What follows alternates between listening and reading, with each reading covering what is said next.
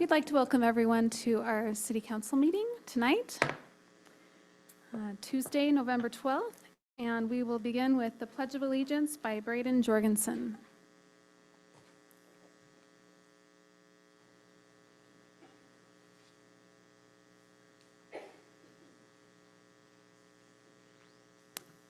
Will everyone please stand and recite the Pledge of Allegiance with me?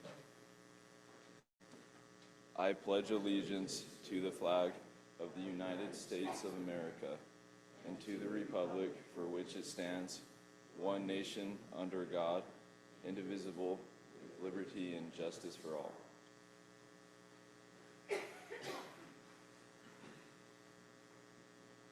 Thank you, Braden. And now we are pleased to have Sarah Weston here to offer our opening prayer from the Bountiful South Stake.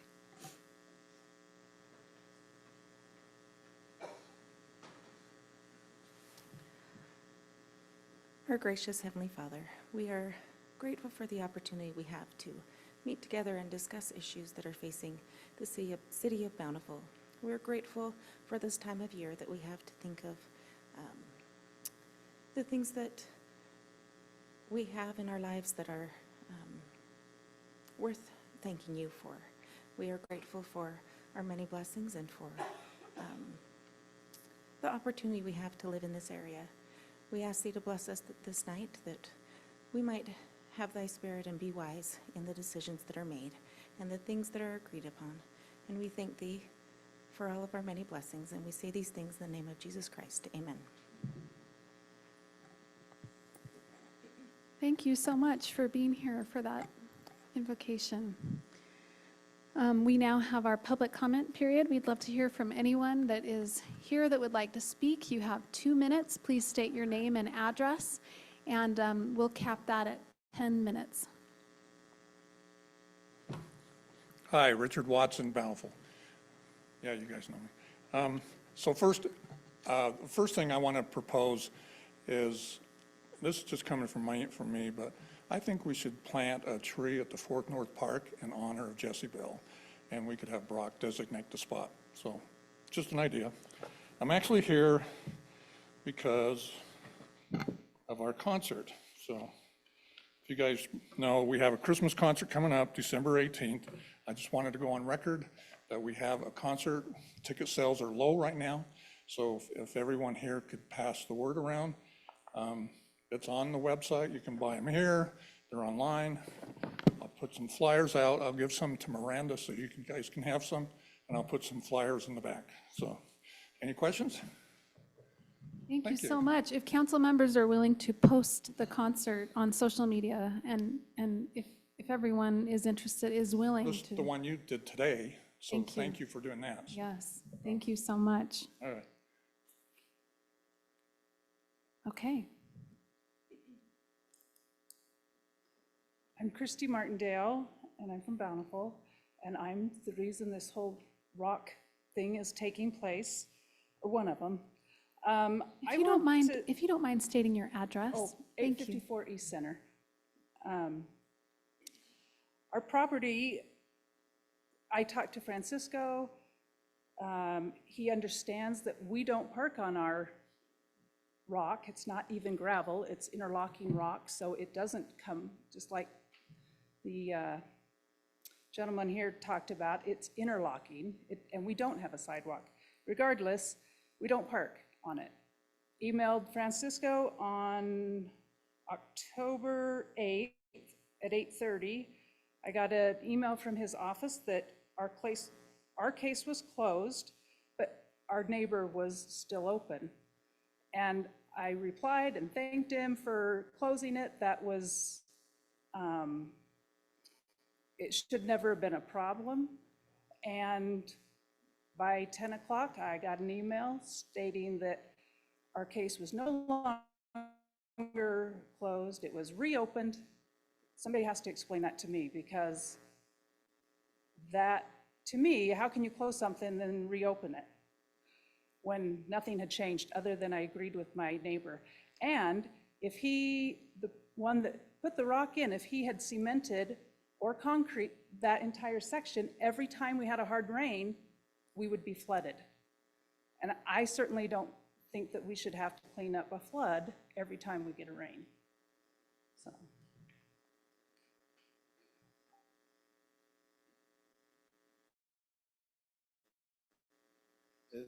My name's Scott Martindale. I live at 854 East Center Street. And this, we have 9 feet of this, and our neighbor has about 25 feet. And it isn't, you keep talking about gravel, gravel, gravel. Ours is larger rocks that interlock, and it is packed, it is as hard as asphalt. I went down and talked to Francisco and asked him if he could come out and see this. And he said no, because there's been a complaint, we just have to go forward with this. I asked him, what is a comparable substance? You can't park on gravel. Well, tell me what a comparable substance is. You can't park on gravel.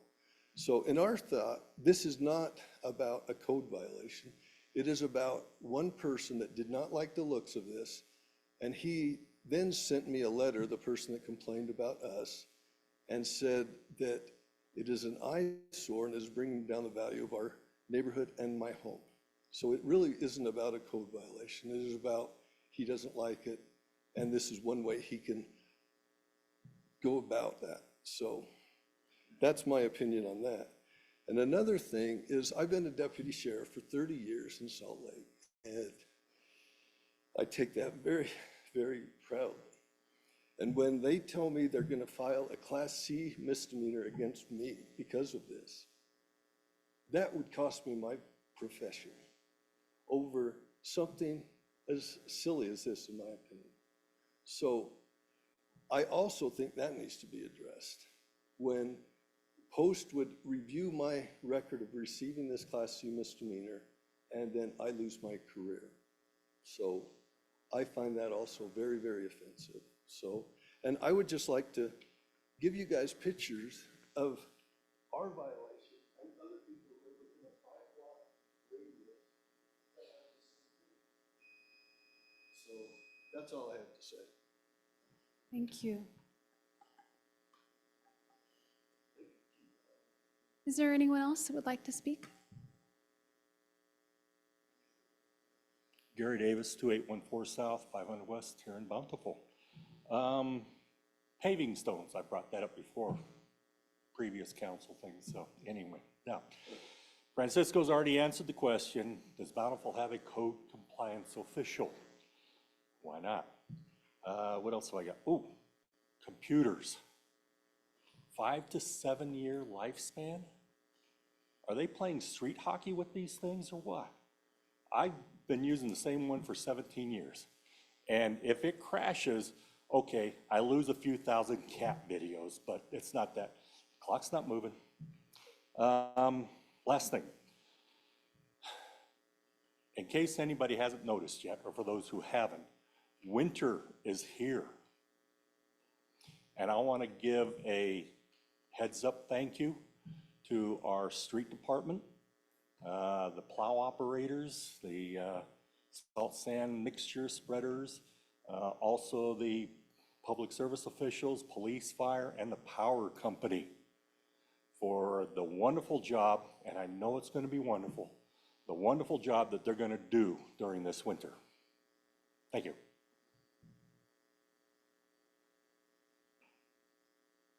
Is there anyone else that would like to speak?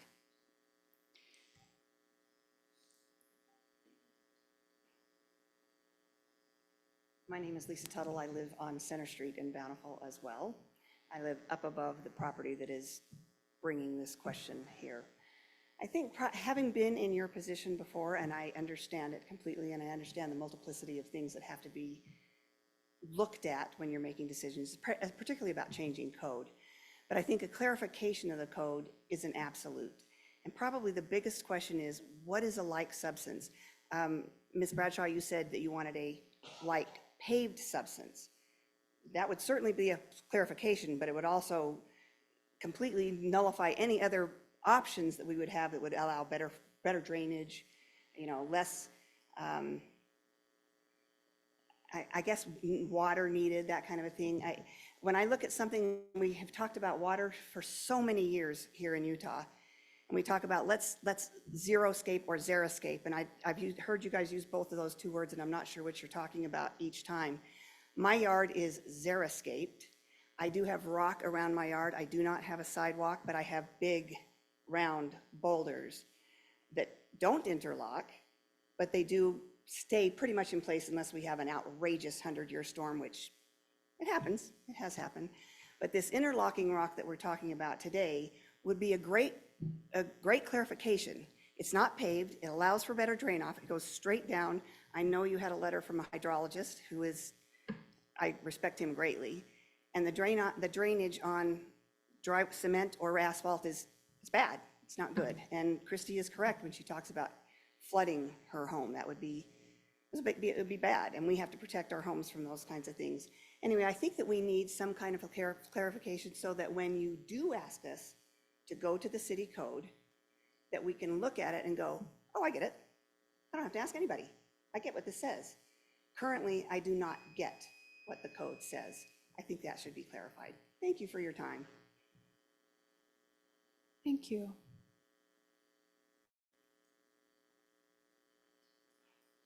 I'm Julie Lindsay, and I live in Bountiful. And I just think to go after one person, so there was a complaint, but if you would walk around, you would see how many other people have gravel. And different people describe gravel different ways. I mean, you get the little tiny rocks, you've got bigger rocks. But I don't think would be fair for one person to be made an example of because the code wasn't clear. And I think that if you're going to get one person, you guys need to start going out and finding everybody in Bountiful that has used gravel for a driveway, because there is a ton. You can go for a short walk and you'll find at least a half a dozen, if not a dozen. And the Martindales are good people, and they don't deserve what they've been given. And I know that people complain, but if it's just because they didn't like it, there's a new fence that's by our neighborhood, and I don't like it. But I'm not going to send a complaint in because I don't like it. So that's all I have to say. Thank you. Martindales, we hope that you will continue to work with staff. That's the way forward. We need to work together, and I hope that you'll continue to work with us, and we'll continue to work with you. So thank you very much. Thank you to everyone who came tonight to listen and to share your input. And we'll be continuing to work on the code change, but for your specific case, then we just need to continue to work with you. So thanks everyone for being here and for your comments. We will now move to consider approval of the minutes of the previous meetings held on October 16th, 2024. A motion to approve the notes from our last meeting. Second. Okay, seconded by Councilwoman Price Hewish. All in favor? Aye. Any opposed? Okay, that passes. Thank you. And now we will move to council reports. We'll start with Councilman Higginson. Nothing this evening, Mayor. Thank you. Thank you. Councilman Murray. Yes, I have one to report. I know I don't want to take attention away from Thanksgiving because we need to celebrate that, but Santa Claus is coming to Bountiful. And he will be at the Bountiful Museum on December 9th, 11th, 16th, and 18th from 4 to 7. It's a free event, and the kids are welcome to come and write a letter and deliver it to Santa and enjoy some of the other festivities that they'll be doing at the museum. Excellent. Thank you. Councilwoman Price Hewish. Thanks, Mayor. Another opportunity to meet Santa. Wow, there's so many ways to meet Santa in Bountiful this season.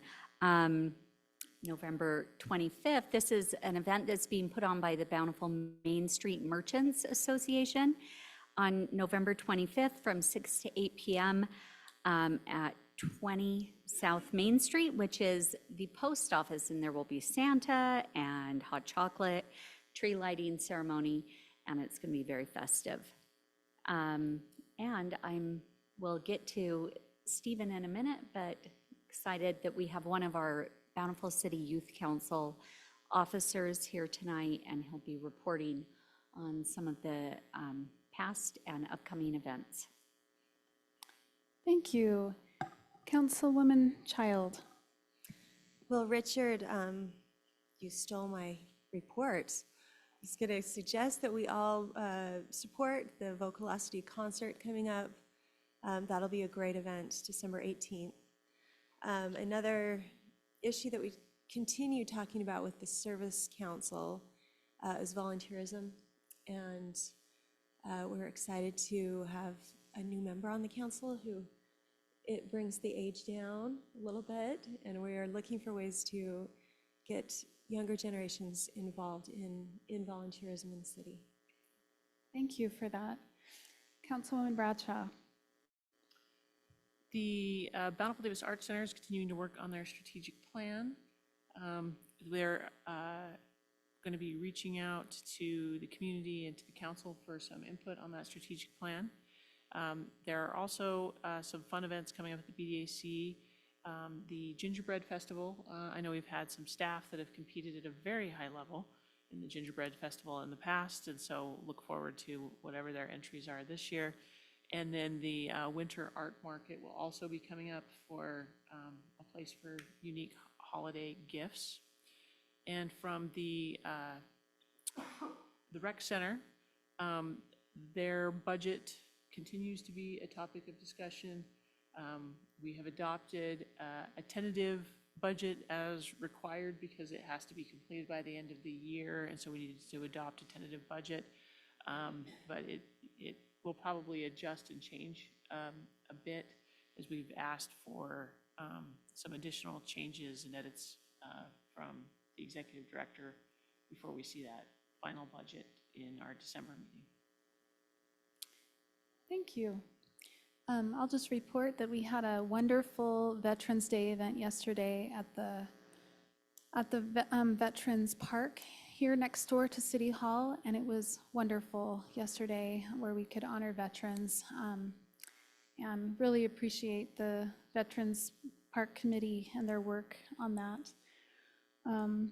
We would like to now, this is just an addition to the agenda, we would like to ask our BCYC, our Bountiful City Youth Council representative, to come up, and if you would like to introduce him, Councilwoman Price Hewish. Yes, come on up, Stephen. Stephen's been here before, but this is always like a really fun opportunity to just brag about some of these amazing youth who are representing Bountiful City in so many great ways.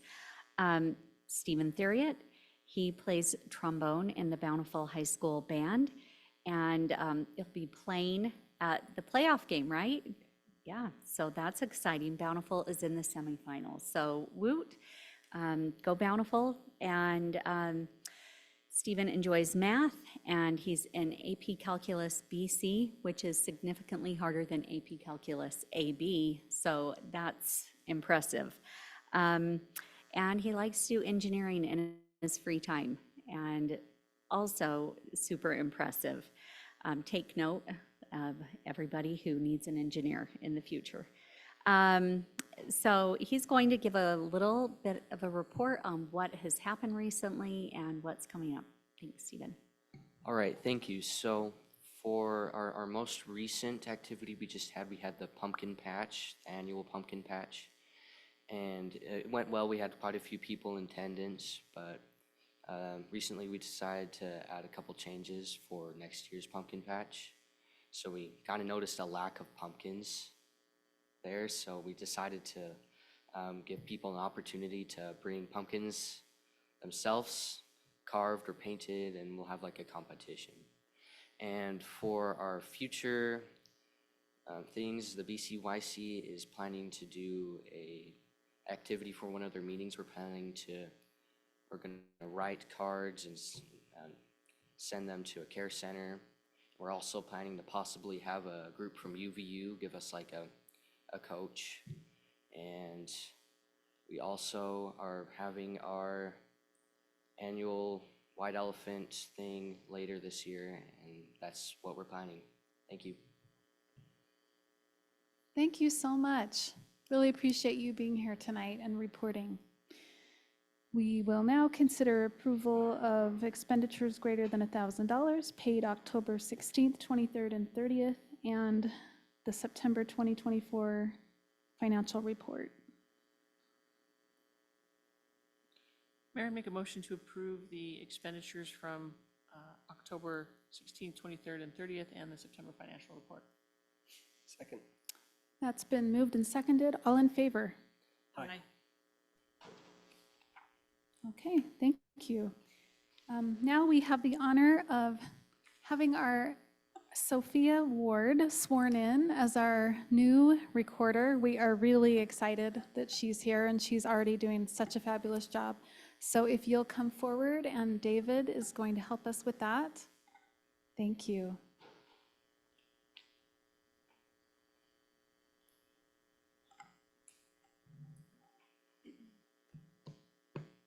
Her title is recorder, but I was joking with her, and it wasn't really a joke, that she has about 27 hats she wears, and already she's very proficient. So we're so glad you're here. Thank you for swearing her in, David. Raise your right hand and repeat after me. I do solemnly swear I do solemnly swear that I will support, obey, and defend the Constitution that I will support, obey, and defend the Constitution of the United States of the United States and the Constitution and the Constitution of the State of Utah, of the State of Utah, and that I will discharge the duties and that I will discharge the duties of my office of my office with fidelity. with fidelity.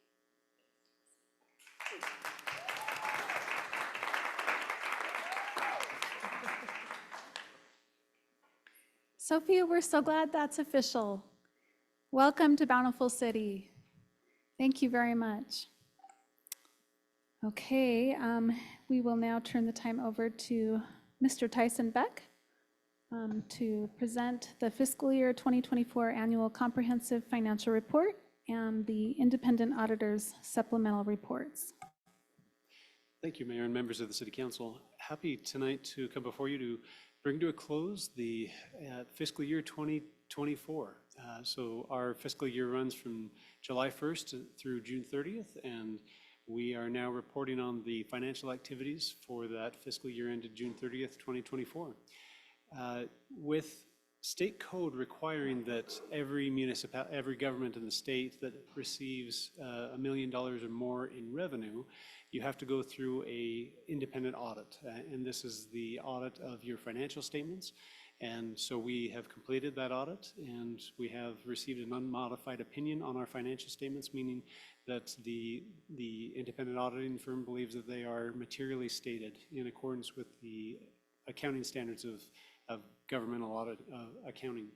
So today I'm going to present a little bit on the financial statements of the city, and then I'll turn some time after to our independent auditors, Keddington and Christensen, to discuss how the audit went and some of the steps that they took in that process. So from a financial perspective, the city's doing well, and happy to report that we're in good financial standing here at the city. I do like to throw out a few financial trivia from each of the fiscal years, so we'll throw a few of these out. If you want to answer, feel free. If not, they can be rhetorical.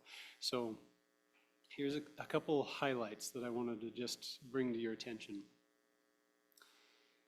So how much construction cost was incurred during fiscal year 24 on the fiber network? Anyone want to take a guess or a stab at that number? 23 million. You guys are high, yeah. 16,983,000 is what we incurred in expenses during the fiscal year.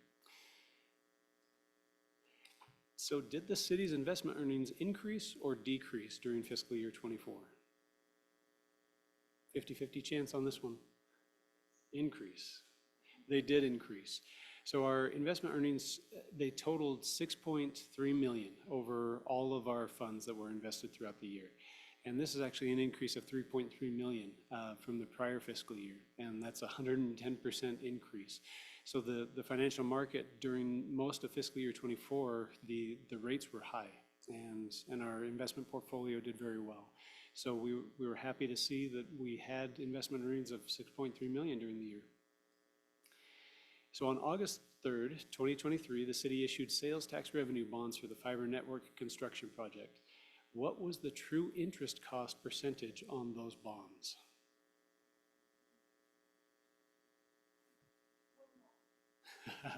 And I'm looking for a percentage here. Oh, wow, that was impressive. 4.6. So that was our true interest cost issued on those bonds. Did the Light and Power Fund's power purchase and power generation expenses increase or decrease during fiscal year 24? So what it cost us to purchase power off the market and generate that power ourselves?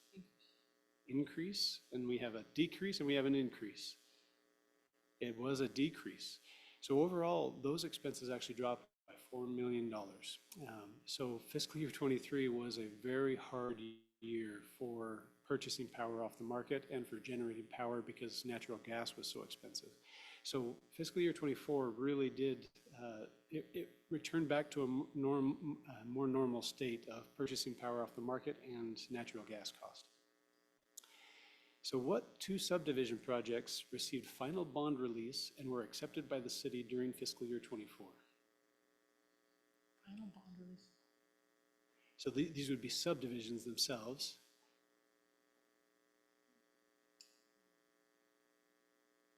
This one's a little trickier. The one by Viewmont. By Viewmont. Everyone by Viewmont. Okay, good guess. It was actually Creekside Views and Stone Creek Phases 2 and 3. So Creekside Views is just above Valley View Elementary, and Stone Creek's that curve around the boulevard.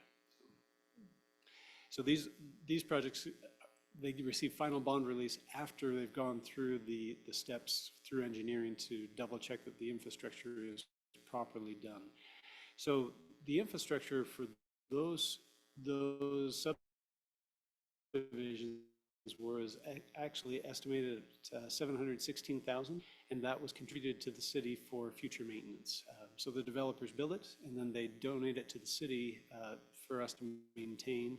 And honestly, I wouldn't want to continue to maintain streets and gutters and water lines and everything associated with it. So developers just donate it to the city, and we maintain it moving forward. So high level, where does the city get its money and how do we spend that money? So on the left-hand side, I have a graph showing if we were to look at the city as a whole, all of the revenues, we receive 58% of our revenues from charge for service revenue. So this would include revenues like utility, the utility bills, and all of our, I mean by charge for service revenue. So that makes up 50% of the revenue we receive at the city.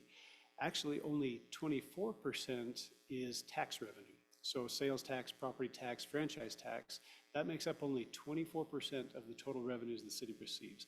So maybe not as much as you might think. So how do we spend those revenues? 39% was spent on light and power for fiscal year 24. The public safety made up the next biggest chunk at 17%, then highways and streets at 8%. So these are kind of the high level, how do we receive money and how do we spend it? So, and all of the, I should say that all of this information does come directly from the annual financial report, and that is publicly available on our website and accessible to anyone that would like to come and find out more about our financial information. So again, high level, is the city's financial position deteriorating or improving over time? I've plotted here a graph that shows essentially the net worth of the city. So in accounting terms, we call that net position. And so you take all of your assets, you minus out all your liabilities, and what's left over. This is a graph to show how our net position or our net worth has been increasing over time. And obviously, this is a very complex number where you're talking about all of the city's capital assets, all of its cash, all of its liabilities, everything associated with the city's operations. So the increase is something that you want to continue to watch. If your net position begins to decline, that means your income is not as much as your expenses going out. So this is something we monitor very closely and make sure that we are keeping the city in a healthy position. So happy to report that we continue to improve in our net position as a city. So high level again, if we're talking about financial health, obviously cash and investment balances are important, and then whether there's your individual funds are having net incomes or losses. So high level cash and investments. Here's a graph showing the past 16 years of the city's cash and investment balances, and for the most part, we do see that we are in a positive trend where the cash in is sufficient to cover all of our operations plus a little bit. So we're growing a little bit in our cash and investment balances. There was a big jump in our cash and investment balance between 2023 and 2024. This is mainly due to the unspent bond proceeds on our fiber project. So we issued the bonds and received all of that money up front. That sits in a bank account until our project is complete and we've spent all those funds. So at the end of June 30, we did have about 28 million still sitting in our cash account that pertained to that fiber project. So don't think that we bolstered our bank accounts just by taxes or anything. This is something that will reduce throughout this fiscal year and a little bit into fiscal year 26. So the individual financial results of each fund. This is kind of the high level where we're showing either the net income or the net loss of each of the accounting units of the city. So high level is what we call the government-wide. So if we accumulate everything all together, that's our government-wide level. The individual funds for governmental type, so we have the general fund, capital projects fund, redevelopment agency, all of those are what we call governmental because they're mainly funded by taxes. And then we have our enterprise funds. These are supposed to be business-like in the fact that their charge for service revenue is supposed to cover all of their expenses, their operating expenses. So we group them in this way and with the intent of trying to show the underlying operations of each of the funds. So just a couple that I wanted to quickly highlight. The general fund on that top row did have a net loss of $1 million this year. And this is not necessarily due to the operations of the general fund, but due to state code. State code requires that general funds within the state have a maximum fund balance. So you cannot continue to accumulate funds in the general fund. So they actually mandate that 35% of your total revenues is the max amount that you can hold in your general fund. So our sales tax revenue was sufficient to cover all of our general fund operations and then some. So we had to offload some of that sales tax revenue to the capital projects fund, thus resulting in a loss in the general fund. So it is, I want to say, kind of an artificial loss because you need to consider both the net income of the capital projects fund and the net loss of the general fund as kind of commingled. Other than that, the fiber fund did have a net loss of $415,000 this year. As you're well aware, the fiber fund is just beginning its operations. Fiscal year 23 was the first year of operations, but really we were just beginning the construction project in fiscal year 23. 24, we definitely were in earnest in the construction project, but we only had 2 full footprints of orderable area in the city by the end of fiscal year 24. So there weren't many opportunities for subscribers to get on board and pay subscription revenue. So the operating costs of the fund itself drove that fund into a net loss situation. So in fiscal year 24, we did have that $415,000 net loss. And that drove our equity balance, or our net position of the fund, to a negative 430,000. So we have 2 years of accumulated net losses. Again, we've talked very in depth about the fiber fund and its operations, and we knew that for the first few years we were going to be running deficits in that fund. And so as the fiber project continues, subscribers begin to onboard, we'll start to see these trends reverse. And hopefully within a few years, we'll be back to the point where we're in positive territory. So just a few items that I wanted to highlight there. All right, so a little bit more financial trivia for you. Did sales tax revenue increase or decrease in fiscal year 24? And I may have already given the answer to this one, I don't remember. Increase. They did. Sales tax revenues increased by, or they totaled 11.8 million citywide, and those taxes did increase by 213,000 from last year. So that's a 1.83% increase. Did the general fund or the capital projects fund receive a larger allocation of the city's sales taxes in fiscal year 24? The capital projects did. Yep. So they received 7.1 million compared to the general fund that received 3.7 million. So again, contributing to that loss of the general fund and the net income of the capital projects fund. What was the largest grant received during fiscal year 24? And I should clarify this by saying it's not an ongoing grant. So what's the largest non-routine grant that we received? Tourism, good guess. So it was actually a tie with the Utah Outdoor Recreation Grant of 500,000.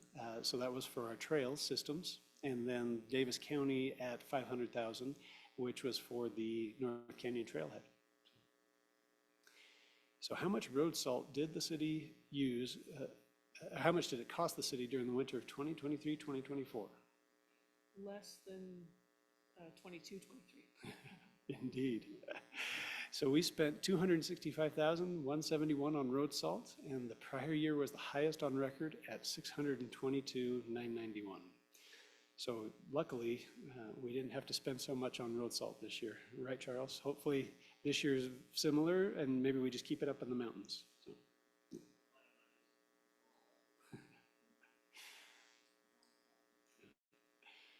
All right. So each year by policy, I need to come back to the council and talk about where we're at from a reserve policy standpoint. So we built into the policy that each year I come back and I say, how's each fund doing? Are we meeting the minimum requirements of our reserve fund policy, or is there some work to be done? So here are the results for fiscal year 24. With the general fund, we have an operating reserve per policy of it ranges between 30 to 35% of total revenue. Again, kind of tied to that state code, 35% maximum. So the minimum per policy is 5.7 million, and we had 6 million in actual unrestricted equity. So that's an excess of 274,000. Capital Projects Fund has two reserves. It has the Capital Projects Fund Reserve, or Capital Reserve, and the Emergency Reserve.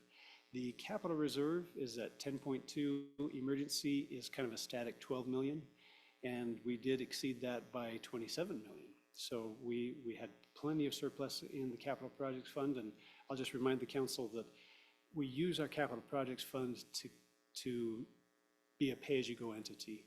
We have many years of 10-year capital projects that are coming due. And so we keep reserves in the capital projects fund so that we don't have to bond for every one of our big projects.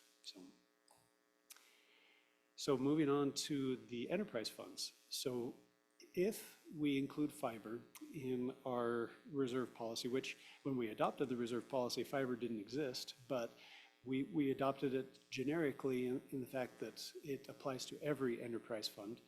So if we were to, for fiscal year 24, have an operating reserve in the fiber fund, it'd be 1.2 million and a capital reserve of 2.7 million.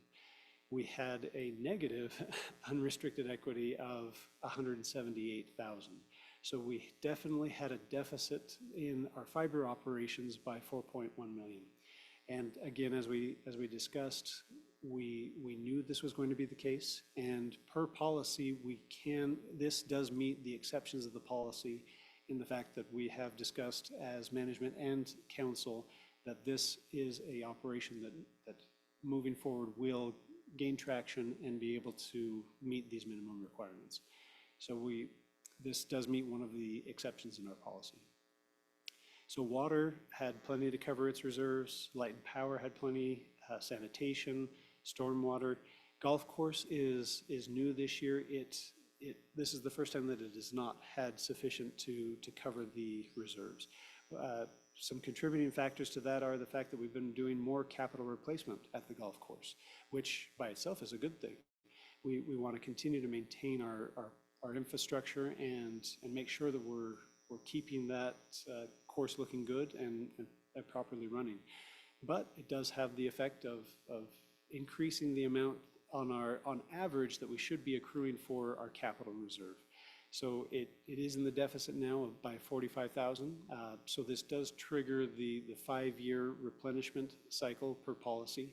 So each year we do need to revisit the golf operations and say, how can we increase revenue? How can we cut expense? And this is part of the process outlined in policy to bring us back to the minimum requirements of the reserves. And cemetery had plenty to cover its reserves. So that is the discussion on the reserves. Before I continue on, are there any specific questions from the council about what we've talked about so far? Okay, great. All right. So I know sometimes talking about financial information can feel like you're pulling your eyes out. This is my son Mason and him being him, but I obviously enjoy the financial data and the information it provides us, the ability to make decisions based off of data. So for me, financial information is great, and I want to elaborate on any aspect of the city's finances that you'd like to talk about tonight. I'm kind of more the financial guy, and then we'll turn the time over to Gary to talk about how the audit went. So happy to answer any financial questions, but if there are no more, then we'll turn some time over to Gary. Any other questions for Tyson before we move to the auditor? Really good report, thank you. It's a great overview. So we're ready to hear from you, Gary, thank you.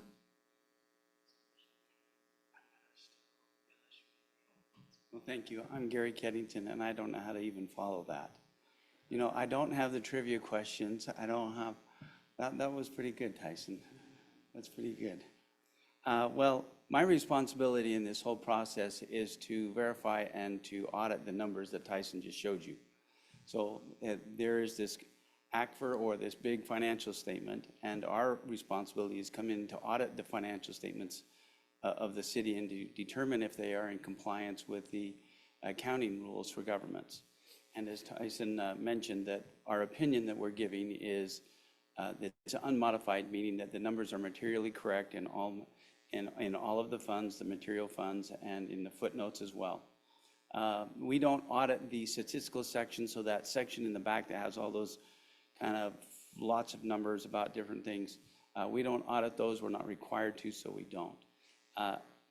Like I said before in our previous meeting, that our responsibility is to do the financial audit. It's not to do other types of audits. I know people all the time are asking me, well, tell me, how is the efficiency of our public works? Are they doing a good job and doing the things we ask them to? And that's not our responsibility. We can do those kind of audits, but nobody really does those because they're very, very expensive. Some of the things that we do in our audit, though, is we look at the internal controls. Our feeling is if the internal controls are in good condition and the things that are being done there, meaning that there is a transaction and someone else looks over that transaction and there's double checks to the transactions, and that funds can't be spent without approvals in a process that's supposed to go through. If that process works, then the financial statement that you're going to get during the year is most likely pretty good. Because if you have a good process, then you have a good outcome. If you don't have a good process, then the odds of you getting a good outcome are pretty low. So we look at the internal controls heavily. We also look at, and in that we look at the cash receipts, we look at the the disbursements, your checks that you do. We look at the payroll. We look at the financial side of it, the journal entries where they can go in and make a change. So if they showed you one thing and then they decided, oh, we put that in the wrong category, or meaning we put that in the wrong department, we want to put that over into another place, we've made a mistake. We want to look at those entries. We test all of those to make sure that they're putting them in the right categories, because it is important that they put them in the right funds in the right places, because that's how you make decisions. That's how you know what department is doing what. So as Tyson is presenting, he can show you that, well, this department is doing this well or not doing this well. And so it is important that they put them in the right place as well. Some of the other things we do is as you're aware, that we do a lot of fraud type of inquiries, and we look at different things related to that. We're very appreciative when we send a letter to the council that they actually respond. As I mentioned before, we take that very, very serious. If the council doesn't respond to us, then we don't issue our opinion until they do. So we really need to have your cooperation, and we thank you for every time we have sent them, we get them. And sometimes we have to ask for a reminder, because I know you get a lot of emails, and sometimes they're hard to see, but we always make sure that we get a response from you. Not only do we get responses from you, but we ask management. But then you think, well, okay, management, of course they're going to tell me whatever. Well, but then we also ask not only you, the management, we also ask just random employees if they know of anything that's going on. And so management really wouldn't know who we're going to ask. So that's intentional, that we don't let them know who we're asking. We also have to, as part of our audit, look over compliance. Not only do we look at the numbers, but we also have to look at compliance, and related to local compliance, state compliance, federal compliance. Those that you're in compliance with the laws and regulations that are related to financial. Now, some of those areas that we look at, as Tyson's got up there, is for this year. If you look in this little booklet, it shows you some of the compliance areas, especially with the state. The state of Utah has instructed the state auditor's office to create a list of areas of compliance that they want looked at. And it can get extensive. There's some we have to check every year, then there's some we have to check every 3 years.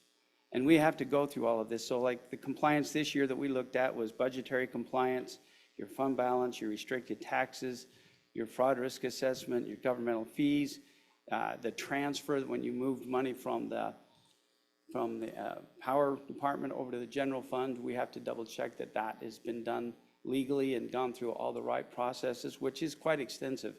And your management team is good at that. We also look at the tax levy revenue recognition, and especially we look at, and we take real serious on this one, the open and public meeting, that each of the council members get the training for the open and public meeting every year. That is really important, I believe, because it's one of the areas that I think is violated probably at most, is because it's really simple to get into a closed meeting, and then the discussion starts to wander off, and talk about things that aren't supposed to be in that meeting. And so it's a closed meeting, the public's not there, and so that's why there's very restrictions on that. So we want to make sure that all the council members get that training every year, so that you're aware when you get into those meetings that you don't violate any rules. So what we found in looking at the compliance for the state of Utah, we had 2 findings. So I would like to go over those quickly with you. We had 2 findings that they're at the last page of that booklet that I've given you. The first one is related to the fund balance. So the state law requires that every fund has, we found that, and then Tyson alluded to this as well, is that in the fiber fund, the fund balance is negative. It's negative around $430,000. The reason is that it's a startup. It's not, I expected actually to see that. It doesn't surprise me. However, there is no exception, just if you're a startup, it's still in violation of the law. And so you're going to have to fix that, which you will as you get the project done. I mean, I know what the plan is. I've read all about it. I know what's going on there. So I anticipate this to be corrected, if not next year, the following year. But I have to bring it up to you that it is in the negative and it must be taken care of. Now, it would be a lot more of a concern if you were running something for 10, 20 years and now we're negative. You'd be like, okay, if you're negative in a regular business, that means you're insolvent and you have to do something about it. That would mean the city would have to do some things to get yourself out of that. So I anticipated that, and so it's not a surprise to me, that finding. The other finding we have is related to your budgetary compliance. The law says that each of the departments have to stay within the budget that you set. That you adopt your original budget, you go out through the year, you make some amendments, and then there's a final one at the end of the year. We compare the final one that the council gives their approval to, that budget, to the financial statements of the departments and also the different funds. And the only one that we found this year, all of the departments were within the budget that you had set, except one, which was a fund that you probably don't even talk about much, and it's the insurance liability fund. And what this fund does is it sets aside funds to be able to pay for any kind of claims, lawsuits, anything like that. It's an estimate anyway in the first place. So what happened is we had the attorney give us some information related to whatever suits or whatever things were going on, and we also get some claim adjustments that have happened in the past and all that. And Tyson made an entry with the knowledge that he had. Well, then we got an updated letter from those things, and he hadn't put those in. Well, that's because we didn't know till like last week. So, but however, that it's still over. And so that, like I said, that's an estimate, and it will be looked at and it'll be taken care of in the next year. I'm pretty sure that. So the other area that I need to talk to you about is that we had to make 2 journal entries, or we passed on 2 journal entries, meaning that we didn't have the city make those journal entries because they were not to the level of material, but they were significant enough that we should bring it to your attention. One was related to, again, the claims reserve because of some information that came to us late. And we also had a journal entry related to software agreements. And those software agreements, if they go out more than 1 year, they act like a debt or some kind of obligation that you got out there, because say you have a software that you're going to now pay for the next 5 years. Well, that's like a debt now.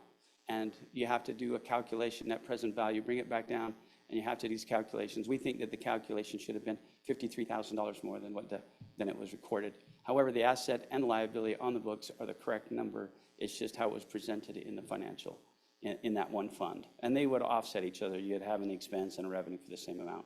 So it doesn't have any real effect, but the number in the presentation is different than what we think it should be.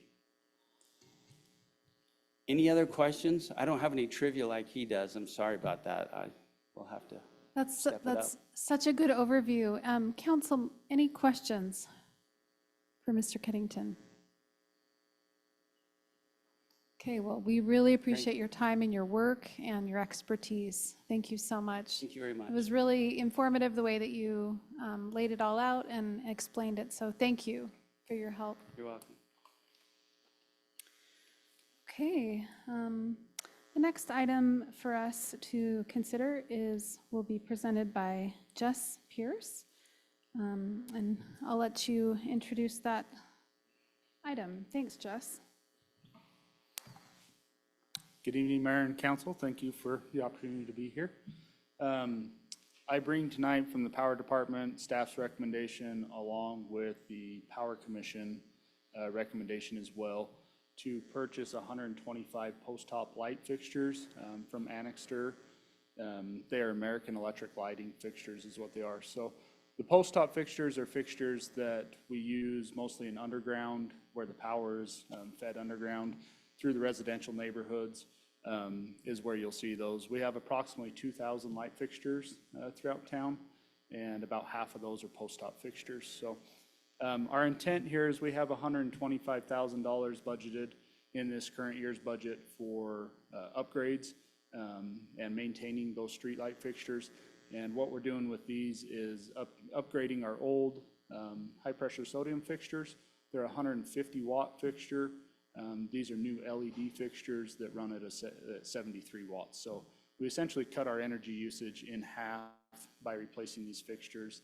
And then our maintenance cost is, from what we've seen with the LEDs, is trending to be lower as well. So substantial cost savings overall to the city and a better longevity or lifespan. So we plan on bringing these light fixtures into our inventory, and then they'll be billed out accordingly when we put them out on the system. We typically tend to do this work in the winter months, why access to backyards and that is a little bit harder. Underground systems a little bit harder to work on, maintain in the winter. So this is a great opportunity for us in the winter months to change out some of these fixtures and do an upgrade. So staff's recommendation would be to purchase these. They are a sole source bid, just because they do, the American Electric lighting fixture has a multi-voltage range, so I can put it out anywhere on our system. Doesn't matter where, the supply voltage doesn't matter. It also gives us the capability in locations where higher traffic rates, higher pedestrian rates, we can adjust that like a dimmer switch in your home, so we can turn that light up and down. So by using this one fixture, going sole source bid, it limits our inventory. With one fixture, we can do anything in town that we need to do with that one fixture. So it is a sole source bid, but our recommendation from staff and the Power Commission would be to purchase the 125 lights from Annexter. They're American Electric lights. They'll be put into our inventory, and that cost is $51,177. I'll entertain any questions. Mayor, I have a question for Jess. Great. Jess, there have been some light fixtures that had like a purple glow. Seemed like we were channeling Prince in Purple Rain. Are these the same lights that have that issue, or will these be replacing lights that have the purple So issue? our purple glow, they are a horizontal fixture. So you'll notice they're more on collector roads such as Orchard Drive, Bountiful Boulevard, some of the main corridors through town. Whereas these fixtures are in residential neighborhoods, in the neighborhoods themselves. What the purple glow is, it's a manufacturing defect. And we were originally from manufacturer, they told us we'd have about 12. We've changed about 80 so far. They have warranted those lights to this point, but we're hitting that point in time where our warranty is going to end. But as soon as we know about them, if residents call in, street department's been great about turning them in when they're plowing snow, stuff like that. As soon as we know about them, we get them changed out. So now that Halloween's over, we can change out all the purple lights. We've had a couple of requests, can I have my purple light back for Halloween? So, but that's what the deal is with the purple lights. Thank you. Any other questions? I'll entertain a motion. I'd make a motion that we approve the purchase of the 125 LED post top fixtures from Annexter for the sum of $51,177. Second? All in favor? Aye. Any opposed? That motion passes unanimously. Thank you very much. Thank you.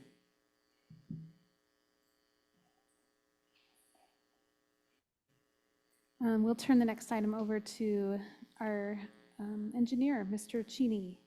Thank you, Mayor. Tonight I come on behalf of the Water Department with a request for approval for an expenditure to repair our shop well.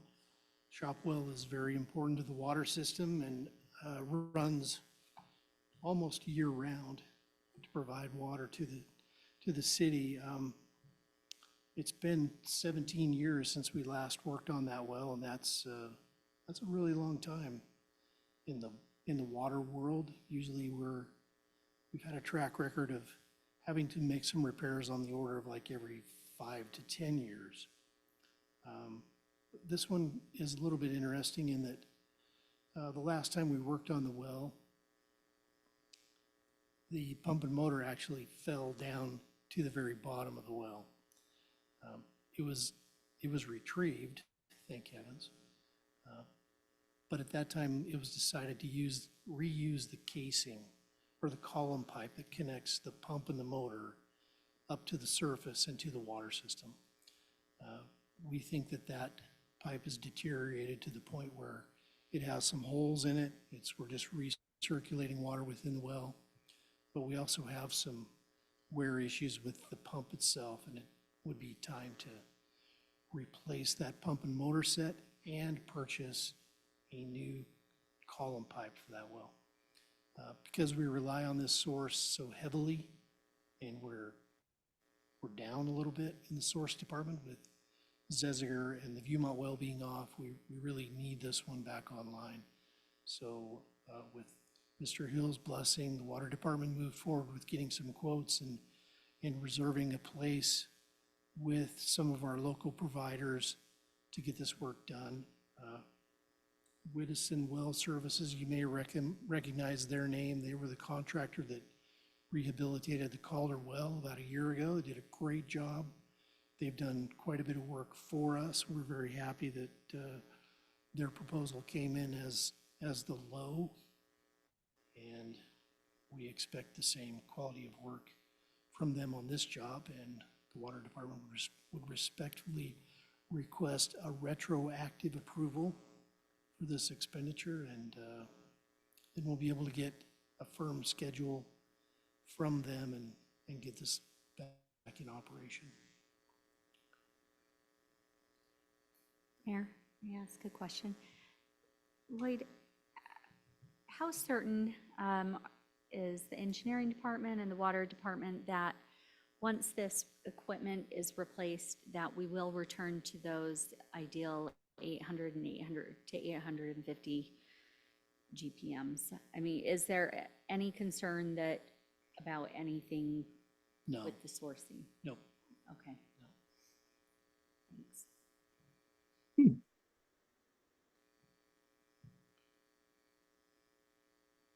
Are we ready for a motion? I'll make a motion to approve the purchase of the shop well parts from Whittison Well Services for the amount of $67,402. Second. Seconded by Councilwoman Child, and all in favor? Aye. Any opposed? Thank you. Now, Mr. Greg Martin, our IT director, will lead us out on the next two items. Thank you, Mayor and council members. As you may know, we do have an access control system here at City Hall, and the system we use is actually shared between both the City Hall building and the police department. That system is no longer being developed. It was purchased by another company. Linnell purchased them, and they are pretty much mothballing that product. We've done some research to look for a replacement product, and have found that Avigilon makes a product that would dovetail into our current camera system, and the two would operate really well together. We've done some research with several vendors, and actually the vendor we're choosing is a local Bountiful business at a substantial cost savings to the city as well. They are not a typical security company, and that's why we feel it's probably a good partnership with them. We've helped them to learn some of the things about this system, and they're keeping the cost down with us. So the staff recommends that we purchase the system through Computech at a cost of $45,961, and I'd be happy to answer any questions. Thanks so much. I love that you are supporting a local business and that they're able to give us a low bid like that. That's excellent. Any other questions for Mr. Martin? Mayor, I have a question. So just to clarify for me, the reason it's so much lower in price is you've helped them develop this system? Not necessarily. The system exists as it is, but we've kind of worked with them to kind of educate them a bit on what parts and components would be required. We've done a lot of back and forth with them. They are not a security company, they're more of an IT company.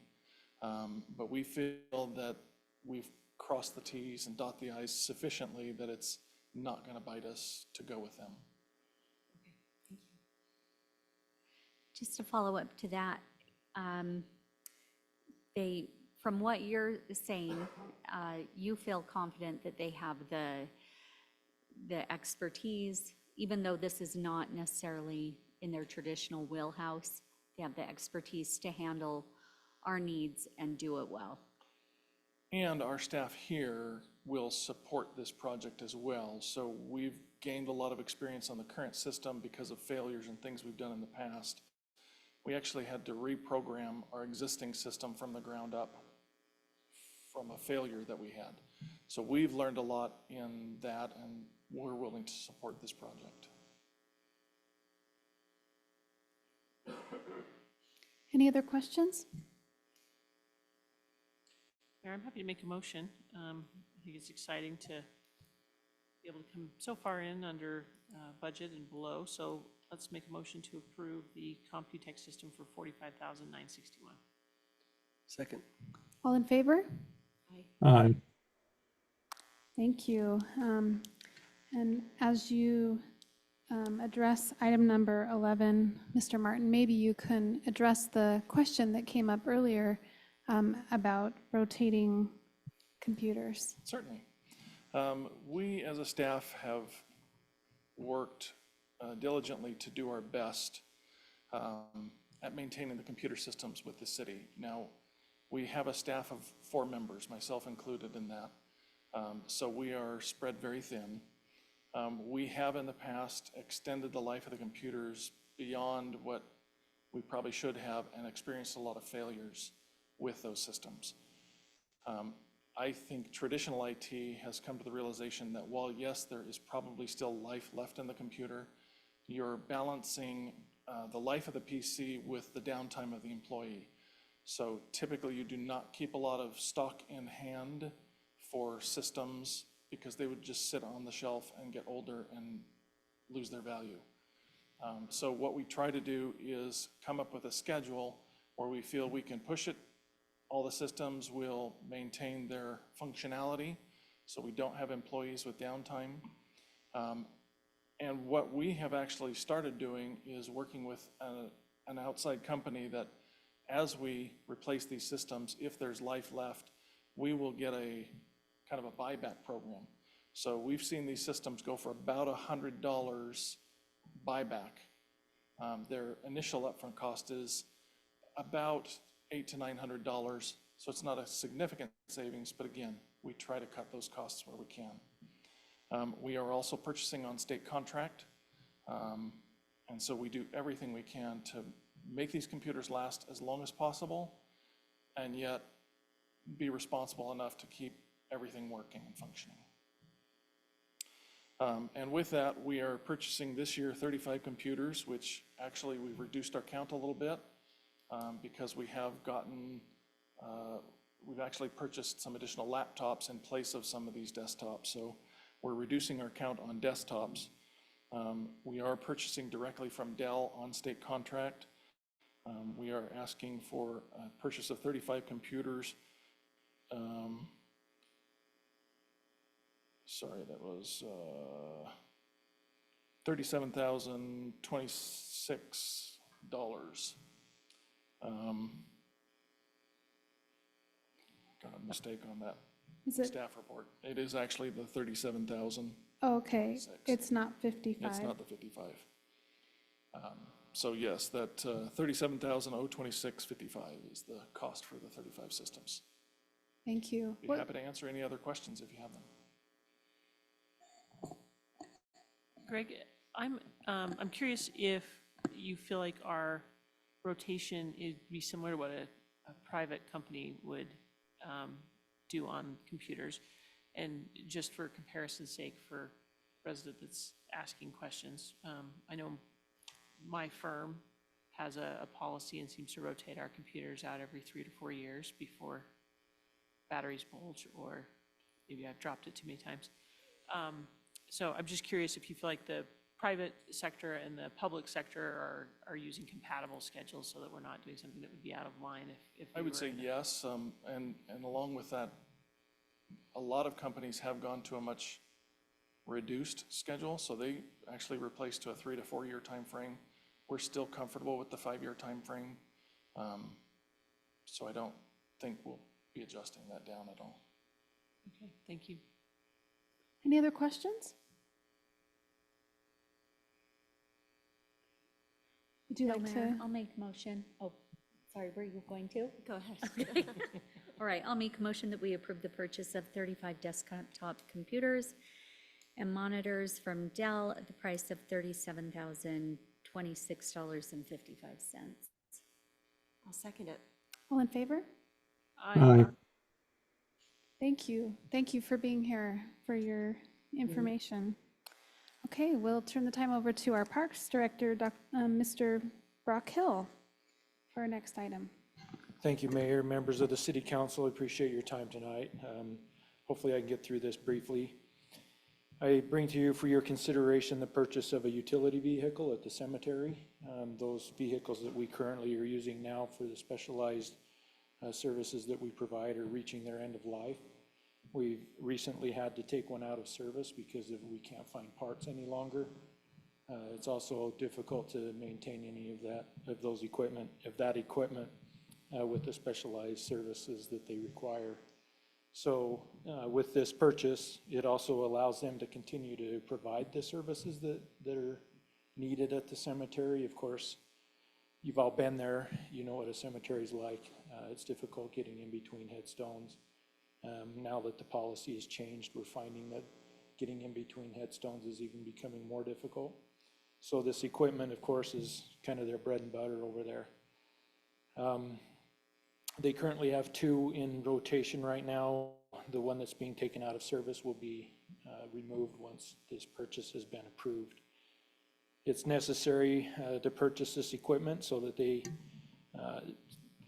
one can be taken out of its service and stops being a drain on their equipment budget and also their parts budget. Due to the nature of the cemetery specialized equipment needed, it's continuing to be able to continue to perform their services at a high rate. They are requesting that this be done through a sole source purchase through Stoltz Equipment. They are part of the state contract bid process and are an authorized John Deere dealer. It is a piece of equipment that we found that's been rather difficult to find in the last few years, so we feel lucky that we've been able to secure this piece of equipment.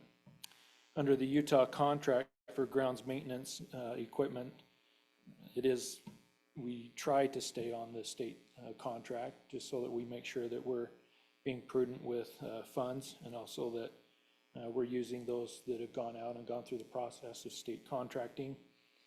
Stoltz Equipment had quoted a total price for this. It's called a Pro Gator. It's similar to what the golf course uses, if you're familiar to what the golf course uses.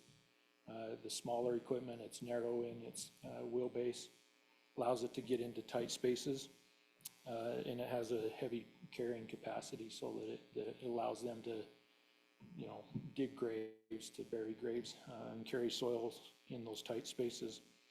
Their quote or bid came in at $41,338. We do have this budgeted for in the cemetery's capital project fund, so there are sufficient funds in the budget to currently cover this purchase. So it is staff's recommendation that council approve the purchase of a new John Deere Pro Gator 2020 for the price of $41,338.67 through Stoltz Equipment and under the state of Utah's contract for ground maintenance equipment. And I'll entertain any questions you might have. Thanks. Any questions? I'm happy to make a motion to approve the purchase of the John Deere Pro Gator. All in favor? Aye. Aye. Thank you so much. That motion passes, and now we'll move to our last item, Mr. Charles Benson. Thank you, Mayor and Council. I'm for you this evening to talk about our recycling contract. So this is where we take our recycling that we picked up curbside with our vehicles and take it to being processed and finding its way to the end user so it does get recycled. Currently, we've been with Rocky Mountain Recycling since the recycling inception here in Bountiful back in 2008. So right now, our contract is over, all the extensions are done, and so we had to send it out to an RFP. We had 3 responses on that from Rocky Mountain Recycling, Waste Management, and Wasatch Integrated as well.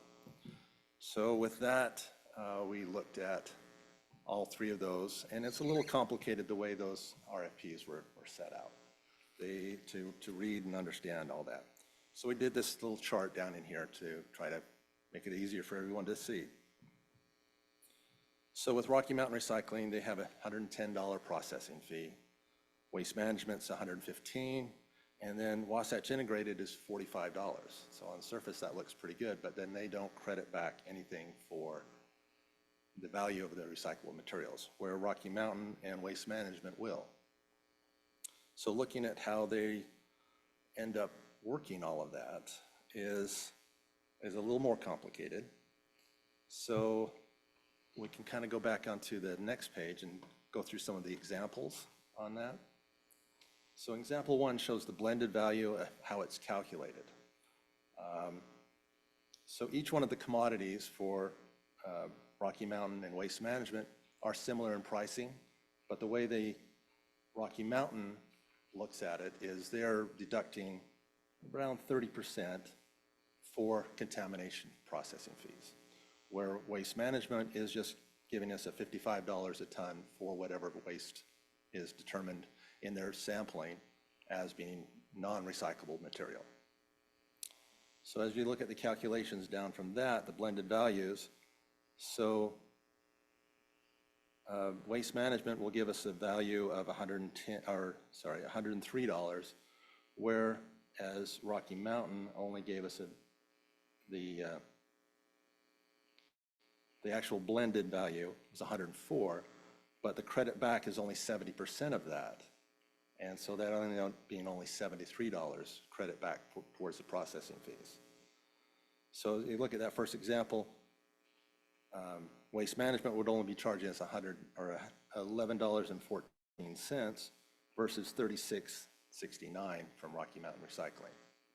So if we look at it, another thing, if the value of the recyclable materials raise up to $160 in the example 2, we end up with Rocky Mountain paying $23.58, but in Waste Management, we could be having a rebate come back of $22.47 a ton. And by the vice versa, if the prices went down, Rocky Mountain would be charging us $77 a ton versus $55 a ton. So with that in mind, looking at the overall analysis there, Rocky Mountain's pricing structure has the potential to be a little higher right now, the way they're doing it, and would be detrimental to the recycling budget. We could have that, and it's not our recommendation to go that way. Wasatch Integrated is a known value, but it's not getting anything credited back to us. So Waste Management's pricing structure has the potential to have a similar cost right now, with a small potential of a rebate if the value of recycled materials rise. This appears to be the best value for the city, and that is our staff's recommendation. With that, we would recommend that the council approve going into a recycling agreement with Wasatch, or with Waste Management, and we'll go with that. The agreement is attached for your review as well, and that would be our recommendation, is that we go with Waste Management. Any questions? It was a great explanation. Thank you very much. Mayor, if I may, just reading this was really good information, and frankly, hearing you explain it added a lot for me, so thank you. But it kind of just reminded me about the importance of residents understanding and knowing just in the first place about the contaminated, or I don't even know if that's right, but how to properly dispose of their recyclables in the first place. And I thought, do you feel like we still need to do more education to residents, and how could we best achieve that maybe through newsletter or utility billing.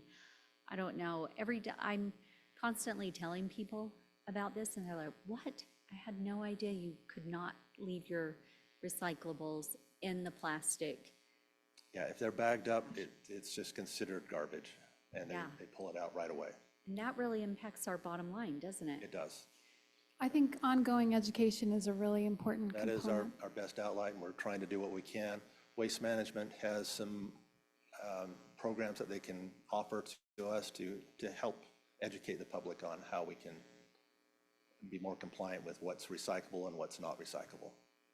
Sounds like a great project for BCYC to create some 30-second videos to post on their social page. Great idea. Yeah, okay. Thanks. So We do ready need for a to get that motion? out. Motion to approve? Second. All in favor? Aye. Thank you. That passes unanimously. And now is there a motion to adjourn? So moved. All in favor? Aye. Aye. We are adjourned. Thank you all. Thanks, Matt, for getting those papers.